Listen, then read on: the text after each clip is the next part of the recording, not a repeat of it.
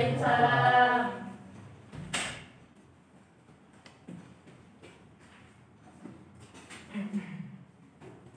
Selamat pagi anak-anak. Pagi, Bu. Bagaimana kabar hari ini? Alhamdulillah. Baik. Baik, sebelum kita memulai pembelajaran kita pada pagi hari ini, alangkah baiknya anak-anak untuk mengecek kebersihan dan juga kerapihan kalian masing-masing.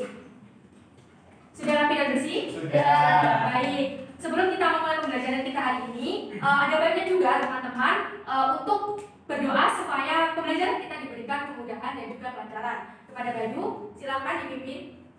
Baik, sebelum mengawali pembelajaran hari ini, mari kita berdoa supaya Bapak dan juga kepercayaan masing-masing. Berdoa silakan.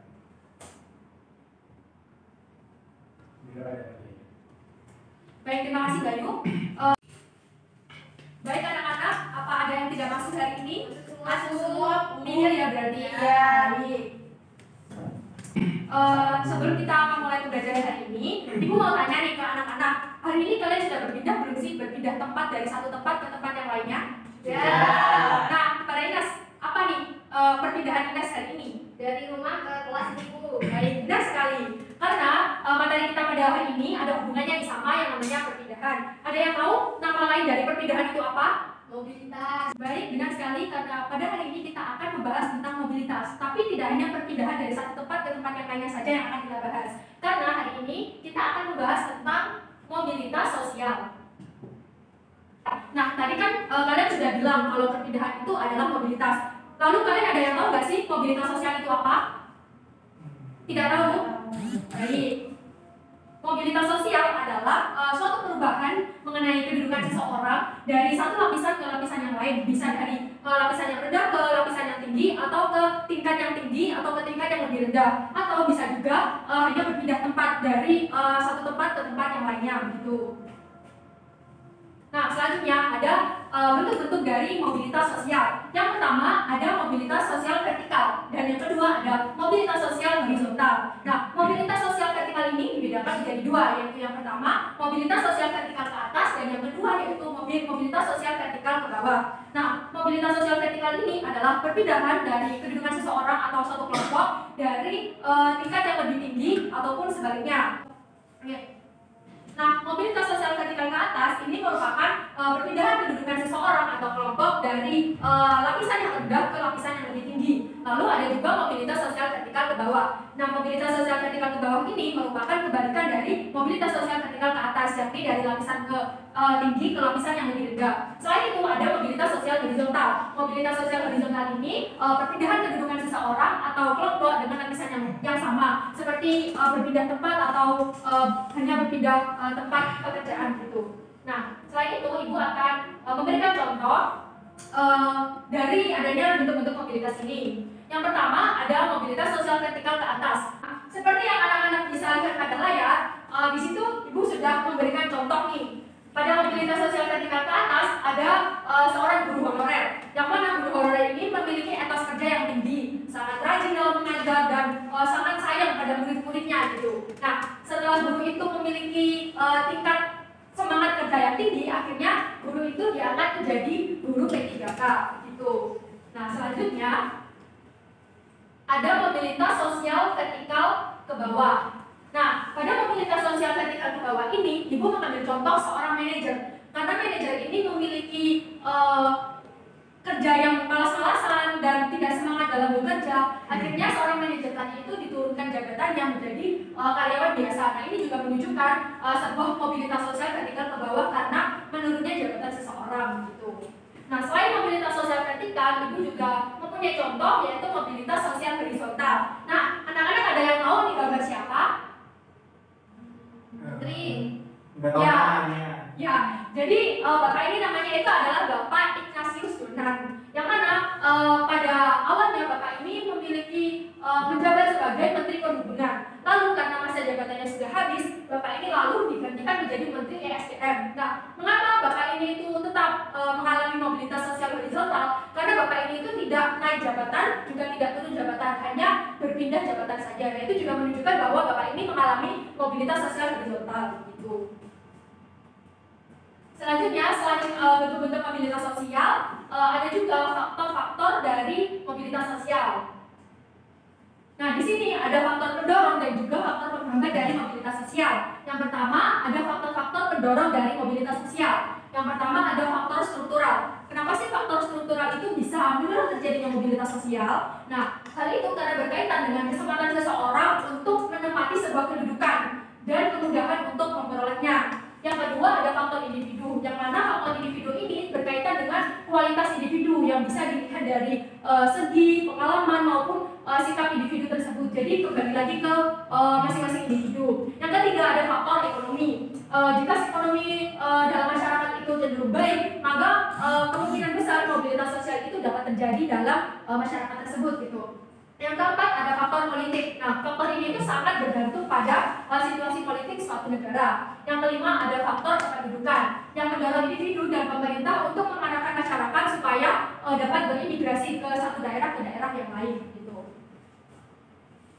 Selanjutnya ada faktor-faktor yang bisa menghambat terjadinya mobilitas sosial. Yang pertama itu adalah kemiskinan. Kenapa sih kemiskinan itu dapat menghambat adanya mobilitas sosial? Hal itu karena disebabkan adanya kesulitan untuk mencapai sosial tertentu. Jadi biasanya orang mau berpindah itu sulit karena keterbatasan ekonomi gitu. Yang kedua ada diskriminasi. Diskriminasi ini dapat membedakan perlakuan terhadap sesama karena alasan seperti berbeda bangsa, suku, ras, agama maupun golongan. Biasanya orang-orang ya kayak nggak mau berteman gitu, seperti aduh aku nggak mau berteman sama dia karena berbeda suku sama saya, biasanya seperti itu. Yang ketiga ada stereotip gender. Nah, stereotip gender ini membeda-bedakan karakteristik serta posisi antara laki-laki dan juga perempuan. Selanjutnya ada saluran-saluran dalam mobilitas sosial. Yang pertama ada lembaga pendidikan, yang kedua ada lembaga keagamaan, yang ketiga ada organisasi ekonomi, yang keempat ada organisasi politik, yang kelima ada organisasi profesi, yaitu ibu mengambil contoh Persatuan Buruh Republik Indonesia, dan yang terakhir adalah organisasi politik, yaitu politik sepak bola. Nah, selain itu ada juga dampak-dampak dari adanya mobilitas sosial. Yang pertama yaitu mendorong seseorang untuk lebih maju. Kenapa? Karena biasanya di sini tuh orang-orang memiliki motivasi untuk lebih berkembang lagi adanya mobilitas sosial. Yang kedua yaitu mempercepat tingkat perubahan sosial. Karena di sini orang-orang juga bisa termotivasi untuk merubah tingkat sosial mereka. Yang ketiga yaitu meningkatkan integrasi sosial. Lalu kalau ada dampak positif pasti ada dampak negatif. Dampak negatif yaitu yang pertama terjadinya konflik, yaitu karena adanya persaingan dari misalnya masyarakat yang ada di vertikal ke atas dengan masyarakat yang mengalami mobilitas vertikal ke bawah. Yang kedua ada gangguan psikologis. Biasanya ini orang-orang mengalami stres. Biasanya kalau orang-orang pindah jabatan dari misalkan dari kepala sekolah ke guru biasa itu juga bisa menyebabkan baik, cukup sekian pemaparan materi yang dapat Ibu sampaikan kepada anak-anak. Untuk selanjutnya, silakan kalian mengerjakan tugas yang telah Ibu sediakan di LKPD. Baik anak-anak, apa ada yang ingin ditanyakan terkait materi kita mengenai mobilitas sosial? Tidak ada, Bu. Tidak ada ya? Baik, kalau gitu langsung saja kita lanjut untuk pengerjaan LKPD. Nah, anak-anak, ini adalah contoh dari kasus-kasus yang akan Ibu tugaskan kepada anak-anak.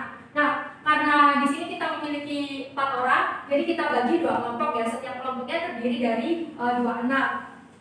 Jadi Ibu akan memberikan kalian selembar kertas, yang mana selembar kertas tadi berisi LKPD yang berisi kasus-kasus seperti yang ada di layar ini. Nanti kalian diskusikan bersama dengan anggota kelompok kalian, dan Ibu akan beri waktu 15 menit. Setelah itu kalian presentasikan di depan dan kelompok lain memberikan tanggapan. Begitu ya? Iya, Bu.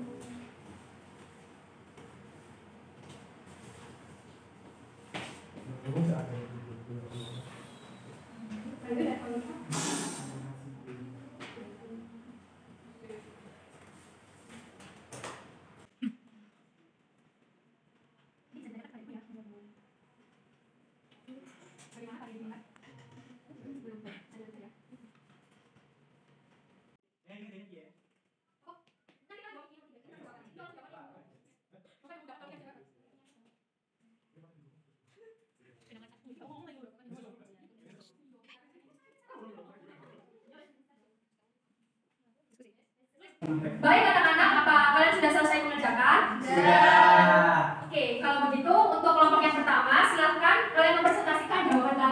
2. Untuk yang kelompok 2 mempresentasikan yang nomor 3. Silakan perwakilan dari satu kelompok. Baik, di sini saya kelompok 1 ini menjawab soal yang ada di LKPD. Yang pertama yaitu mobilitas sosial apa yang terjadi pada kasus 1. Seandainya Pak Sadi tidak ulat, apa yang akan terjadi di sini? Kami menuliskan yaitu mobilitas sosial vertikal ke atas, di mana Pak Sadi akan tetap menjadi pedagang keliling saja. Dan yang terakhir yaitu mobilitas sosial apa yang terjadi pada kasus 3 seandainya kamu menjadi Mario, apa yang akan kamu lakukan? Nah, di sini yang akan saya lakukan yaitu hal tersebut termasuk mobilitas sosial vertikal ke bawah, di mana nanti saya akan menjaga sikap saya, tidak berperilaku seenaknya seperti membuli dan sebagainya. Terima kasih. Terima kasih Inas. Boleh kembali ke tempatnya. Dari kelompok 2 apa ada tanggapan dari presentasi kelompok 1? Sudah bagus ya. Boleh kita kasih tepuk tangan untuk kelompok 1. Baik, saya persilakan kepada kelompok 2 untuk mempresentasikan hasil diskusinya mengenai LKPD dari nomor 3. Silakan. Assalamualaikum warahmatullahi wabarakatuh. Waalaikumsalam warahmatullahi wabarakatuh. Saya perwakilan dari kelompok 2 akan mempresentasikan mengenai pengertian nomor 3 bagaimana mobilitas sosial yang ada pada kasus 1, 2, dan 3. Mobilitas sosial pada kasus pertama terjadi karena kebutuhan seseorang. Mobilitas sosial pada kasus kedua terjadi karena adanya vaksinasi. Mobilitas sosial pada kasus ketiga terjadi karena kenakalan seseorang. Baik. Bagaimana dari kelompok 1? Apa ada tanggapan dari kelompok presentasi kelompok 2? Sudah bagus, Bu. Sudah bagus ya. Beri tepuk tangan untuk kelompok 2. Terima kasih. Boleh dibuka kita. Baik anak-anak, karena materi kita terkait mobilitas sosial sudah sampai dan kita juga sudah mengerjakan LKPD. Saya ucapkan terima kasih kepada anak-anak yang sudah mengikuti pembelajaran dengan sangat baik. Bagaimana kesan dan kesan kalian dengan pembelajaran kita hari ini? Asik, Bu. Asyik ya, alhamdulillahirobbilalamin. Baik, Ibu akan menyampaikan kesimpulan mengenai mobilitas kita, materi kita terkait mobilitas sosial pada hari ini. Jadi mobilitas sosial itu adalah perpindahan dari kedudukan seseorang, baik dari rendah ke atas ataupun dari atas ke rendah gitu. Saya juga mobilitas itu juga ada mobilitas sosial horizontal, yang mana mobilitas sosial horizontal ini tidak membuat kedudukan seseorang itu turun ataupun naik. Jadi orang itu hanya berpindah tempat saja begitu ya. Baik, terima kasih kepada anak-anak karena sudah mengikuti pembelajaran dengan sangat baik. Sebelum kita mengakhiri pembelajaran hari ini, saya mohon tolong untuk Vicky memimpin berdoa kita pada hari ini. Semoga apa yang kita pelajari hari ini dapat bermanfaat untuk kita semua ke depannya. Baik, sebelum kita mengakhiri pembelajaran pagi hari ini, tentunya kita berdoa terlebih dahulu agar ilmu yang kita dapatkan pada pagi hari ini bermanfaat. Berdoa untuk kepercayaan dan keyakinan masing-masing. Selesai. Baik, terima kasih anak-anak. Sampai jumpa di pertemuan kita selanjutnya. Jangan lupa untuk tetap membaca buku dan jaga kesehatan kalian masing-masing ya. Wassalamualaikum warahmatullahi wabarakatuh. Waalaikumsalam warahmatullahi wabarakatuh. Terima kasih, Bu. Sama-sama.